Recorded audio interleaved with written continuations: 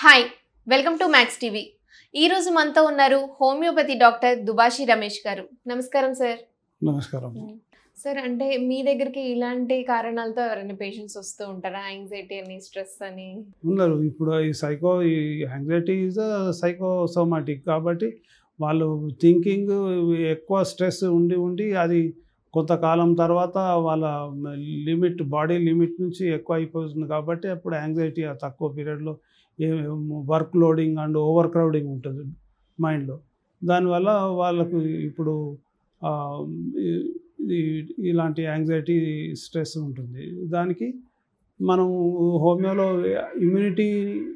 ముఖ్యంగా ఇమ్యూనిటీని బిల్డప్ చేయడానికి ట్రీట్మెంట్ ఇస్తున్నాం కాబట్టి దానికి ఆ ఇమ్యూనిటీ బిల్డప్ అయిన తర్వాత నెక్స్ట్ యాంగ్జైటీ కూడా నిదానంగా తగ్గిపోద్ది.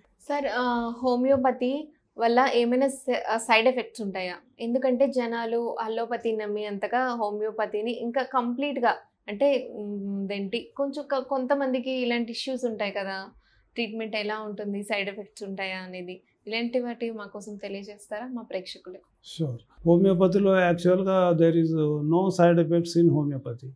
ఇప్పుడు నేను కూడా ఇంత 41 years నా ఎక్స్పీరియన్స్లో కూడా ఇంతవరకు సైడ్ ఎఫెక్ట్స్ ఉన్న కేసు కానీ అలాంటిది ఏమీ చూడలేదు. అసలు లిటరేచర్లో కూడా పెద్దగా లేదు. ఇది ఓన్లీ కేవలం అపోహ మాత్రమే పబ్లిక్లో. హోమియోపతిలో no side effects. It is a very safe and good medicine కాబట్టి ఇది వాడుకోవచ్చు. ఇక పబ్లిక్లో ఎందుకు ఈ హోమియోపతి బ్యాక్గా ఉంది అవేర్నెస్ తర్వాత లేదంటే ఇప్పుడు అలోపతిలో దానికి గవర్నమెంట్ సపోర్ట్ ఎక్కువ ఉంటుంది. అట్లాగే పబ్లిక్ నుంచి కూడా డిమాండ్ ఉంది. దాంట్లో ఎమర్జెన్సీస్ బాగా ట్రీట్మెంట్ ఉంటుంది. ఎమర్జెన్సీ అంటే ఇప్పుడు ఏమైనా యాక్సిడెంట్లు కానీ ఇప్పుడు కార్డియాక్ ఎమర్జెన్సీ కానీ ఇలాంటి అవన్నీ ఎక్విప్మెంట్స్ అండ్ అవన్నీ ఉన్నాయి కాబట్టి దాంట్లో పబ్లిక్కి వెంటనే తగ్గిపోవాలనేది ఒకటి ఉంటుంది. ఇలా ట్యాబ్లెట్ వేసుకోగానే వెంటనే దాని తర్వాత దాని యొక్క సైడ్ ఎఫెక్ట్స్ ఎలా ఉన్నాయి ఏమున్నాయి అనేది పట్టించుకోకుండా వెంటనే తగ్గిందే వాళ్ళు తీసుకుంటారు. అలాంటప్పుడు ఈ హోమియో మాత్రం సైడ్ ఎఫెక్ట్ లేని మంచి ట్రీట్మెంట్. ఇప్పుడు హోమియో కూడా డే బై డే చాలా ఇంప్రూవ్ అవుతుంది. పబ్లిక్ నుండి డిమాండ్ ఉంది, పెరుగుతుంది. తర్వాత దానికి తగినట్టుగా ఇంతకుముందు కంటే కూడా ఒకప్పుడు హోమియో అంటే జనరల్గా విలేజెస్లో ఇది ఆర్ఎంపీ వాళ్ళు అంటే నాన్ క్వాలిఫైడ్ డాక్టర్స్ చేసేవాళ్ళు. వాళ్ళకు పూర్తిగా మెడిసిన్ గురించి అంత నాలెడ్జ్ ఉండేది కాదు. వాళ్ళకు అనాటమీ, ఫిజియాలజీ, పెథాలజీ, మెడిసిన్ ఈ సబ్జెక్ట్స్ కూడా తెలిసేటి కాదు. కాబట్టి వాళ్ళకి ఇన్డెప్త్ నాలెడ్జ్ ఉండేది కాదు. ఇప్పుడు ఆల్రెడీ అంత అడ్వాన్స్ అయిపోయింది. హోమియోలో కూడా రీసెర్చ్ అయిపోయింది. తర్వాత నేషనల్ ఇంటర్నేషనల్ లెవెల్లో కూడా ఇది బాగా ఇంటరాక్టింగ్ అండ్ ఇవన్నీ వచ్చినాయి కాబట్టి సెమినార్స్ తర్వాత పబ్లికేషన్స్ ఇవన్నీ వచ్చినాయి కాబట్టి తర్వాత దాంతోపాటు కాలేజ్ నుండి కూడా వచ్చే స్టూడెంట్స్ కూడా they are bundle of knowledge in medicine తర్వాత వస్తున్నారు. అట్లాగే దానికి తగినట్టుగా ఇంతకుముందు మెడిసిన్స్ కూడా తయారు చేసే ఫార్మాస్యూటికల్స్ కూడా తక్కువగా ఉండేవి, అంత క్వాలిటీ కూడా ఉండేది కాదు. ఇప్పుడు ఆ మెడిసిన్ తయారు చేసే ఫార్మాస్యూటికల్స్ కూడా చాలా ఎక్విప్డ్ అయిపోయినాయి, మోడర్నైజ్డ్ అయిపోయినాయి. తర్వాత మంచి క్వాలిటీ మెడిసిన్స్ తయారు చేస్తున్నారు. అట్లాగే క్వాలిటీ మెడిసిన్స్ మరియు క్వాలిటీ డాక్టర్స్ కూడా తయారయ్యారు కాబట్టి ఈ ట్రీట్మెంట్లో ఇప్పుడు చాలా బాగుంది. డే బై డే ఇండియా కానీ ఇంకా వరల్డ్ వైడ్లో కూడా ఇది చాలా ఇంప్రూవ్ అవుతుంది, పాపులర్ అవుతుంది. సార్, ఇంకో సమస్య లేడీస్కి ఇన్ఫెర్టిలిటీ, అంటే అది పీసీఓడి నుంచి కావచ్చు, ఏదో ఒకటి ఇన్ఫెర్టిలిటీ, సంతానలేమి. ఈ సమస్య కూడా హోమియోపతిలో ఎలాంటి ట్రీట్మెంట్ ఉంది? అసలు ట్రీట్మెంట్ ఉందా? ఉంటే ఎలాంటి ట్రీట్మెంట్ ఉంది?